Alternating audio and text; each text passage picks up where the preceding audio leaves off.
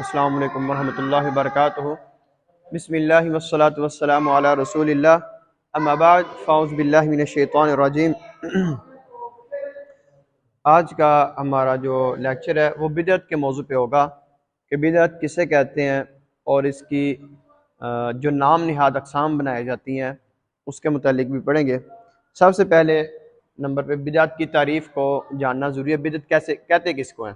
یہ تعریف آپ لکھیں گے: ہر وہ نیا کام دین میں جو دین سمجھ کر شروع کیا جائے وہ بدعت ہے۔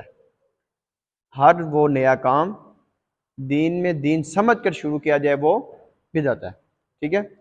اب کچھ لوگ اس طرح بھی کہیں گے کہ کچھ بائک وغیرہ نکلی ہیں، کاریں نکلی ہیں، پہلے دور میں نہیں تھی، یہ بھی تو نہیں ہے، لیکن ان کو کہیں گے تعریف پہ پھر غور کریں۔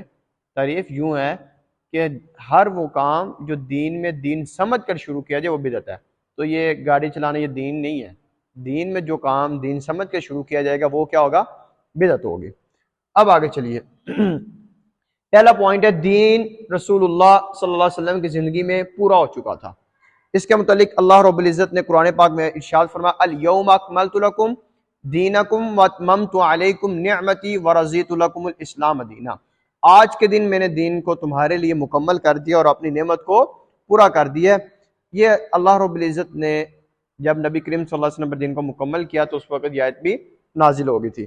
اب جب یہ دین مکمل ہو چکا، یہ آیت ہمیں بتاتی ہے کہ جب دین مکمل ہو چکا تو پھر اس میں کسی نہ کمی کی گنجائش ہے نہ کسی اضافے کی گنجائش ہے، بلکہ جو آ چکا ہے وہی دین ہے۔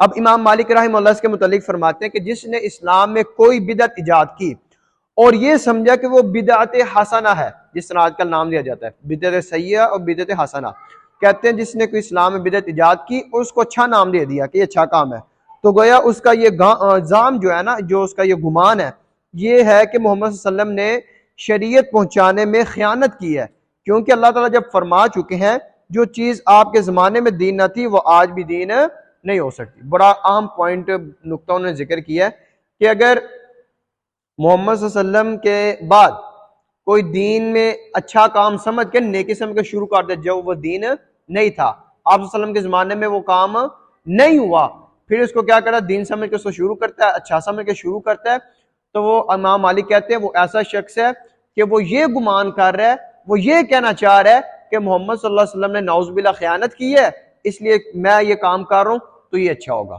اس لیے محمد صلی اللہ علیہ وسلم نے پورا کام کر دیا ہوا ہے، دین ان پر پورا ختم ہو چکا تھا، مکمل ہو چکا تھا، تو اس کے بعد گنجائشیں نہیں ہے کسی چیز کے اضافے کی نہ کسی چیز کے کمی کی۔ اب آگے چلیے، صرف دین ہی کی پیروی کرنی چاہیے نہ کہ بدعت کی، صرف دین کی پیروی کرنے۔ اس کے متعلق آپ اللہ رب العزت کا ارشاد ہے سورۃ انعام میں: وَأَنَّ هَذَا صِرَاطِي مُسْتَقِيمًا فَاتَّبِعُوهُ، یقیناً یہی میرا سیدھا راستہ ہے لہذا تم اس کی پیروی کرو۔ وَلَا تَتَّبِعُوا السُّبُلَ فَتَفَرَّقَ بِكُمْ عَنْ سَبِيلِهِ، اور تم کئی راستوں کی پیروی نہ کرو ورنہ تم بکھر جاؤ گے، الگ ہو جاؤ گے، تفرقوں میں پڑ جاؤ گے۔ ذَلِكُمْ وَصَّاكُمْ بِهِ لَعَلَّكُمْ تَتَّقُونَ، یہی اللہ تمہیں وصیت کرتا ہے، تمہیں حکم دیتا ہے تاکہ تم متقی بن جو، ایک راستے کو چن لو باقی سب کو چھوڑ دو۔ وَلَا تَتَّبِعُوا السُّبُلَ، جہاں لفظ ہے اس یہاں پر مفسرین لکھتے ہیں کہ اس سے مراد بدعات ہے کہ آپ ان راستوں پر نہ چلیں۔ اب آگے اس کے متعلق نبی اکرم صلی اللہ علیہ وسلم کی حدیث ہے، وہ بھی آپ نے لکھنی ہے۔ آپ صلی اللہ علیہ وسلم نے کیا کیا؟ ایک دفعہ ایسے لائن کھینچی تو آپ صلی اللہ علیہ وسلم نے سیدھی لائن کھینچ کر اس کے نا پھر دائیں بائیں دائیں بائیں ایسے لائنیں بنائی، تو اس وقت آپ صلی اللہ علیہ وسلم نے فرمایا جو یہ درمیان والی سیدھی راہ ہے نا، راستہ ہے، یہ میرا راستہ ہے، اور آگے پیچھے جاؤ گے یہ شیطان کے راستے ہیں، ہر راستے پر شیطان موجود ہے، آگے پیچھے جاؤ گے تم بکھر جاؤ گے، جب تک تم میرے راستے پر سیدھے راستے پر رہو گے تو تم دین پر قائم رہو گے، تم فرقوں میں نہیں بٹو گے۔ اب آگے ہے سیدھی، جب یہ 20 منٹ کو ہوا نا ادھر آپ نے سٹاپ کر دینا ہے، اس کے بعد ایک نیا کلپ شروع کرنا ہے۔ سیدھی راہ اللہ کی طرف لے جاتی ہے اور ٹیڑھی راہ، اور مجھے بتانا بھی ہے، اور ٹیڑھی راہ گمراہی کی طرف لے جاتی ہے۔ سیدھی راہ اللہ کی طرف لے جاتی ہے اور ٹیڑھی راہ گمراہی کی طرف لے جاتی ہے۔ اس کے متعلق ہے وَعَلَى اللَّهِ قَصْدُ السَّبِيلِ وَمِنْهَا جَائِزٌ وَلَوْ شَاءَ لَهَدَاكُمْ أَجْمَعِينَ، درمیانی راہ جو ہے وہ اللہ کی طرف پہنچنے والی ہے، اور بعض ٹیڑھی راہ ایسے بھی ہیں کہ اگر وہ چاہتا تو سب کو راہ راست پر لگا دیتا۔ یعنی اللہ رب العزت نے دونوں راستوں کو وعدے کیا ہے کہ کون سا راستہ اللہ کا ہے کون سا دوسرا ہے. یعنی جو سیدھی راہ درمیانی راہ کو اپنائیں گے تو سمجھے آپ اللہ کی طرف، اگر اس سے کو ہٹ کے اور کسی اور جگہ پہ جائیں گے تو آپ گمراہ ہو جائیں گے. اسی طرح آگے پوائنٹ ٹیڑھے دل والے بدعت کا ارتکاب کرتے ہیں. ٹیڑھے دل والے بدعت کا ارتکاب کرتے ہیں. اللہ فرماتے ہیں هو الذی انزل علیک الکتاب منہ آیات محکمات ہن ام الکتاب وخر متشابہات فاما الذین فی قلوبہم زیغ فیتبعون ما تشابہ منہ ابتغاء الفتنة وابتغاء تأویلہ وما یعلم تأویلہ الا اللہ والراسخون فی العلم یقولون آمنا به کل من عند ربنا وما یذکر الا اولو الالباب. اللہ رب العزت آیت میں فرماتے ہیں وہی اللہ ہے جس نے اس کتاب تجھ پر کتاب اتاری ہے. نبی کریم صلی اللہ علیہ وسلم کو مینشن کیا جا رہا ہے کہ آپ پر کتاب نازل کی جس میں واضح مضبوط آیتیں ہیں جو اصل کتاب ہے، اور بعد متشابہ آیتیں ہیں یعنی جو کچھ ملتی جلتی ہیں. ٹھیک ہے، تو پھر کیا ہوتا ہے اس میں پس جن کے دلوں میں کجی ہے ٹیڑھا پن ہے تو وہ اس کی متشابہ آیتوں کے پیچھے لگ جاتے ہیں. یعنی جو سیدھی سیدھی اس کو تو پڑھتے نہیں ہیں لیکن جہاں پہ تھوڑا سا اختلاف ہوتا ہے متشابہ ہوتی ہیں تو اس کے پیچھے لگتے ہیں، تو پھر وہ کئی اور طویلیں کر کے وہ سارا کام خراب کر دیتے ہیں، کسی اور راستے کی طرف ہی نکل جاتے ہیں. تو اس سے مراد مفسرین نے کہتے ہیں کہ وہ بدعت ہی ہے کہ اس کو جب ہٹ کر کسی اور پہ چلتے ہیں تو وہ بدعت کا ارتکاب کرتے ہیں. اب اگلا پوائنٹ ہے بدعتی آدمی کی بخشش نہیں ہے. بدعتی آدمی کی بخشش نہیں ہے کیونکہ اللہ رب العزت نے فرمایا سورۃ غاشیہ میں عاملۃ الناصبہ کہ قیامت والے دن کچھ ایسے بھی ہوں گے عاملۃ الناصبہ تصلی نارا حامیہ، دنیا میں عمل کر کے تھکے ہوئے ہوں گے، دنیا میں عمل کر کے تھکے ہوئے ہوں گے، تصلی نارا حامیہ دہکتی ہوئی آگ میں داخل ہو جائیں گے. اب دیکھیے بدعتی بھی یہی اس کا ہے کہ عمل تو کرتا ہے، وہ کیا کرتا ہے عمل کیا جاتا ہے. تو اللہ فرماتے ہیں قیامت میں کچھ ایسے چہرے ہوں گے کہ بہت زیادہ عمل کرنے والے ہوں گے، عمل کر کے تھک گئے ہوں گے، لیکن اس کے باوجود بھی وہ جہنم میں داخل کیے جائیں گے اتنے اعمال کرنے کے باوجود بھی. وہ کون سے اعمال ہوں گے؟ جو قرآن و حدیث سے ہٹ کر ہوں گے، جو بدعتیں ہوں گی، جو اللہ نے نہیں کہا وہ نئی چیزیں کی، اللہ کے رسول نے جو نہیں کہا ان پر عمل کیا. تو پھر ایسے لوگ ان کا ٹھکانہ کیا ہوگا؟ جہنم ہی ہوگا. ان کے جو ایسے اعمال کر کے تھکے ہوں گے پھر بھی وہ جہنم میں جائیں گے. اس لیے عمل ہو تھوڑا ہو لیکن جو بھی ہو سنت کے مطابق ہو، قرآن کے مطابق ہو. اس کے علاوہ کریں گے تو وہ سارے کے سارے ضائع ہی ہے، وہ آپ کو جہنم کی طرف ہی لے کے جائیں گے. اب آگے بدعت سے بچنے کی وصیت. آپ صلی اللہ علیہ وسلم نے اس کے متعلق وصیت بھی فرمائی. ارباض بن ساریہ فرماتے ہیں کہ ایک دن اللہ کے رسول صلی اللہ علیہ وسلم نے ہمیں نماز پڑھائی، پھر ہماری طرف متوجہ ہوئے اور ہم کو ایک بلیغ یعنی ایک ایسی نصیحت فرمائی جس سے آنکھیں بہہ پڑی اور دل دہل گئے تھے. تو کسی نے کہا اللہ کے رسول یہ تو آپ اس طرح کی نصیحت کر رہے ہیں کہ جیسے ہم کوئی الوداعی نصیحت کرتا ہے، رخصت ہونے والی وصیت کرتا ہے. تو آپ صلی اللہ علیہ وسلم نے فرمایا کہ میں تمہیں اللہ کے تقوی اور سمع و طاعت کی وصیت کرتا ہوں کہ اللہ کا تقوی اختیار کرو، بڑوں کی بات سنو، اس پر عمل کرو. اور کہتے ہیں اس طرح اطاعت کرنی ہے اگرچہ وہ آپ کے اوپر کوئی حبشی غلام بھی آ گیا نا، امیر بن گیا، آپ نے اس کی بھی اطاعت کرنی ہے.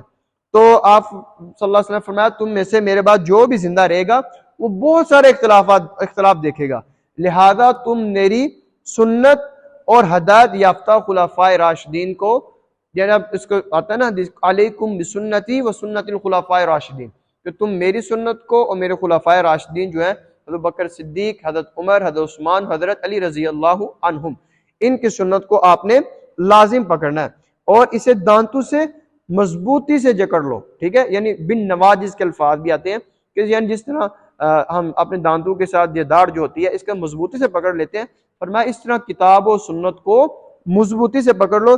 جب تم اسے پکڑ لو گے تو پھر تم کبھی گمراہ نہیں ہوگے. اب آگے یہ آپ صلی اللہ علیہ وسلم نے وصیت کی تھی. اب آگے کاموں میں بدترین کام بدعت ہے. کاموں میں جتنے بھی کام ہیں سب سے بدترین جو کام ہے گندا کام وہ کیا بدعت ہے. اس کے متعلق آپ صلی اللہ علیہ وسلم خطبہ دیتے ہوئے فرماتے تھے فَإِنَّ خَيْرَ الْحَدِيثِ کتاب اللہ، بہترین باتوں میں سے بات جو ہے وہ کتاب اللہ، اللہ کی کتاب کی یعنی قرآن کی ہے. آگے وَخَيْرَ الْحَدِيِ حدی محمد صلی اللہ علیہ وسلم، اور بہترین طریقوں میں سے بہتر طریقہ محمد صلی اللہ علیہ وسلم کیا ہے. وَشَرَّ الْأُمُورِ، بدترین کاموں میں سے کام محدثات ہوا وہ کام ہے جو نئے کام شروع کیے گئے ہیں، جو دین میں دین سمجھ کر شروع کیے گئے ہیں. آگے فرمایا ایسے کام کیا وہ بدعت ہے. وَكُلُّ بِدْعَةٍ ضَلَالَةٍ، ہر بدعت کیا ہے گمراہی ہے. وَكُلُّ ضَلَالَةٍ فِي النَّارِ، ہر گمراہی جہنم کی طرف لے کر جانے والی ہے. ٹھیک ہے، اس لیے بدعت کیا ہے گمراہی، اور گمراہی جو کس کی طرف لے کے جانے والی ہے جہنم کی طرف. یہ آپ نے حدیث بھی لکھنی ہے، صرف اتنی سی لکھ دیجیے گا کہ سب سے بہترین بات جو ہے وہ اللہ کے کلام کی بات ہے، قرآن کی بات ہے. بہترین طریقوں میں سے طریقہ آپ صلی اللہ علیہ وسلم کا طریقہ ہے. اور دین میں ہر وہ نیا کام جو دین سمجھ کے شروع کیا جائے وہ بدعت ہے. ہر بدعت گمراہی ہے، اور ہر گمراہی جہنم کی طرف لے کر جانے والی ہے. اب یہاں پہ لوگ نا کچھ دو قسمیں کرتے ہیں، بدعت حسنہ اور بدعت سیئہ. لوگوں نے بنائی ہوئی ہے بدعت کی بھی قسمیں. اب سیئہ کسے کہتے ہیں؟ سیئہ کہتے ہیں کہ ایسی بدعت جو دین کی مخالفت میں شروع کی جائے، یعنی دین میں وہ کام نہیں ہے نا اسے شروع کیا جائے، یعنی وہ گناہ والا کام ہی ہو، اسے بدعت سیئہ بھی کہتے ہیں، یعنی بری بدعت. اور بدعت حسنہ کہتے ہیں اس کام کو جو پہلے موجود نہ ہو، یعنی ایسا کام جو اسے مستحسن سمجھ کے اچھا سمجھ کے شروع کیا جائے. ٹھیک ہے، اسے یہ دو قسمیں انہوں نے بنائی ہو. تو لیکن بدعت اللہ کے رسول فرمایا جب ہر بدعت گمراہی ہے، پھر وہ بدعت حسنہ ہو یا سیئہ ہو، دونوں گمراہی ہیں تو گمراہی جہنم کی طرف لے جائیں گی. اب آگے بدعت ناقابل قبول عمل ہے. بدعت ناقابل قبول عمل ہے. جو بھی آپ بدعت والا عمل کریں گے نیا کام کو وہ قبول نہیں. اسی طرح فرمایا کہ کچھ چہرے ہوں گے ایسے بھی کہ عمل کر کے وہ تھکے ہوں گے لیکن پھر بھی جہنم میں جائیں گے. آپ صلی اللہ علیہ وسلم نے فرمایا من احدث فی امرنا ھذا ما لیس منہ فہو رد، جس نے ہمارے دین میں کوئی ایسی چیز ایجاد کی جو اس دین میں نہیں تھی وہ مردود ہے اور ناقابل قبول ہے. ایک اور حدیث بھی ہے کہ آپ صلی اللہ علیہ وسلم نے فرمایا من عمل عملا لیس علیہ امرنا فہو رد، جس نے کوئی ایسا کام کیا جس پہ ہمارا حکم نہیں تو وہ کام مردود ہے. یعنی اس سے پتہ چلتا ہے کہ آپ صلی اللہ علیہ وسلم سے ہٹ کر، قرآن و سنت سے ہٹ کر جو بھی نیا کام کیا جائے گا وہ بدعت ہے، اور اس کا آپ صلی اللہ علیہ وسلم اگر ہم پر ہمارا یہ حکم نہیں ہے تو اس کا وہ عمل قابل قبول نہیں ہے بلکہ مردود ہے. اب اسی طرح حافظ ابن رجب رحمہ اللہ اس کے متعلق فرماتے ہیں کہ جو صحیح بخاری کی پہلی حدیث ہے انما الاعمال بالنیات، کہ تمام کے تمام اعمال کا جو دار و مدار ہے وہ نیتوں پر ہے. کہتے ہیں یہ والی حدیث نا اعمال کے باطل کو پرکھنے کا ذریعہ ہے. اعمال کے باطن کو پرکھنے، جو شبہ اس کو پرکھنے کا ذریعہ ہے. وہ اس طرح کہتا ہے کہ یہ حدیث اعمال کو ظاہر کے پرکھنے کا بھی ذریعہ ہے، جیسا کہ وہ ہر عمل جس سے اللہ کی رضا مقصود نہ ہو، اللہ کی خوشنودی مقصود نہ ہو، عامل کے لیے اس کا کوئی ثواب، عامل کہتے ہیں عمل کرنا، اس کا کوئی ثواب نہیں ہے. اسی طرح ہر وہ عمل جو اللہ اور اس کے رسول کے حکم کے مطابق نہیں، اس عامل کے منہ پر مار دیا جائے گا. ہر وہ عمل جو اللہ اور اس کے رسول کے مطابق نہیں وہ اس کے منہ پر مار دیا جائے گا. اور جس نے بھی اللہ اور اس کے رسول کے حکم کے خلاف کوئی چیز ایجاد کی اس کا دین سے کوئی تعلق نہیں ہے. یہ حافظ ابن رجب، یہ چاہے تو آپ کو لکھ سکتے ہیں، ویسے ضرورت نہیں ہے.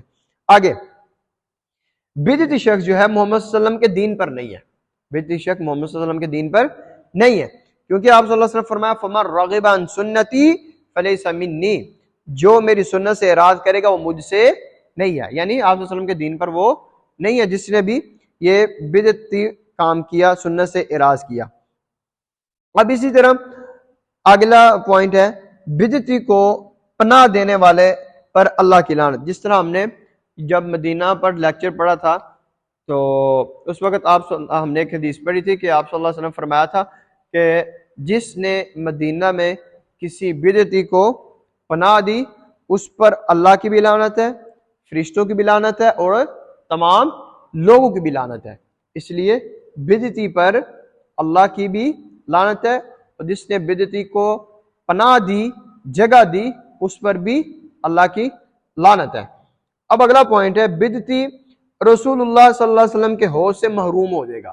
یعنی وہ ایسا حوض جہاں پر ایک دفعہ جو قیامت نہیں لگے گا، ایک دفعہ پانی پی، اس کے متعلق آتے ہیں نا وہ دودھ سے زیادہ سفید ہے، شہد سے زیادہ میٹھا ہے، اور جو کوئی شخص اس حوض سے پانی ایک دفعہ پی لے گا کبھی پیاسا نہیں ہوگا. تو بدعتی کو وہ بھی پانی نصیب نہیں ہوگا. کیوں نہیں ہوگا؟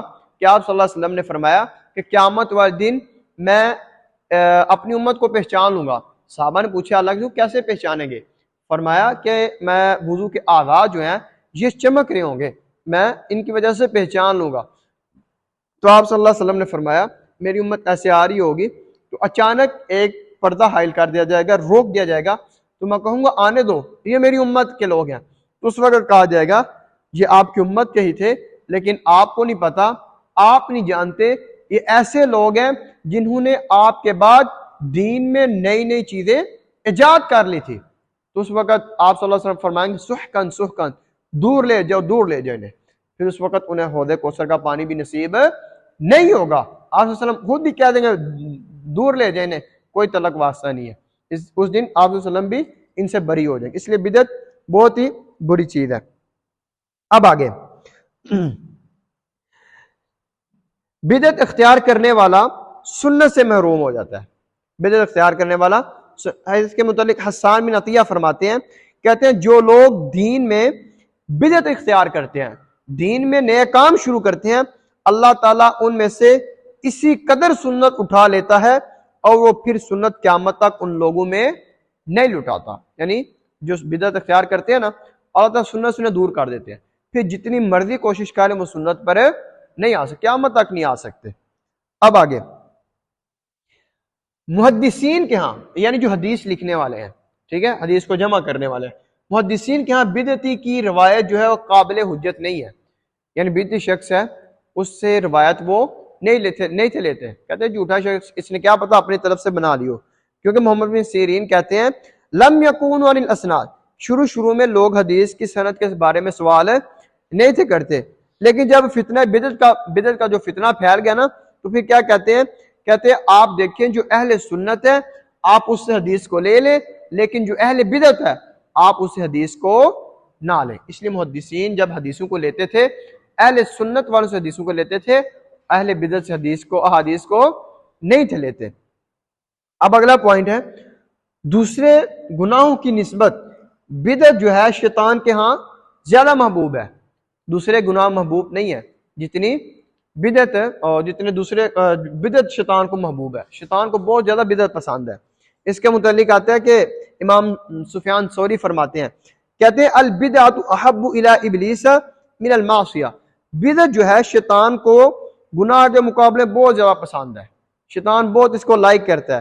المعصیۃ یتاب، کیونکہ کہتے ہیں گناہ جو ہے اس سے تو توبہ کی جا سکتی ہے جبکہ بدعت سے توبہ نہیں کی جاتی. بات کو سمجھے، بہت اہم نقطہ ذکر کیا ہے.